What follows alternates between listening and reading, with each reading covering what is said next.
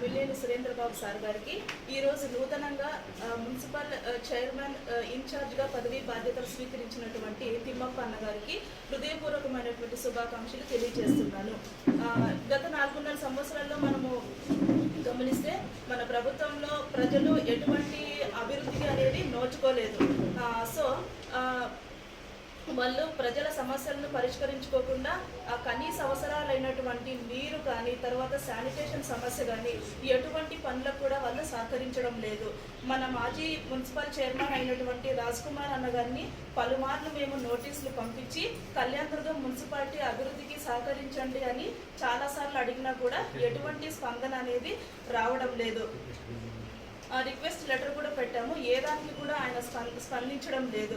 So కూటమి ప్రభుత్వము తర్వాత అమిలేని సురేంద్రబాబు గారి సహకారంతో ఈరోజు ఒక కొత్త నిర్ణయం అనేది తీసుకున్నారు. మన మున్సిపాలిటీకి కొత్త రోజులు వచ్చాయి. సో ఇప్పటి నుంచి కూడా మన అమిలేని సురేంద్రబాబు గారి సహకారంతో, తిమ్మప్ప అన్న గారి సహకారంతో మున్సిపాలిటీ అభివృద్ధి పనులకు సహకరిస్తూ మన సురేంద్రబాబు గారి అడుగుజాడల్లో ప్రతి ఒక్కరూ కూడా నడుస్తూ ప్రజాప్రతినిధిగా ప్రతి ఒక్కరూ కూడా బాధ్యతలు స్వీకరించాలని సభాముఖంగా అందరికీ తెలియజేస్తున్నారు.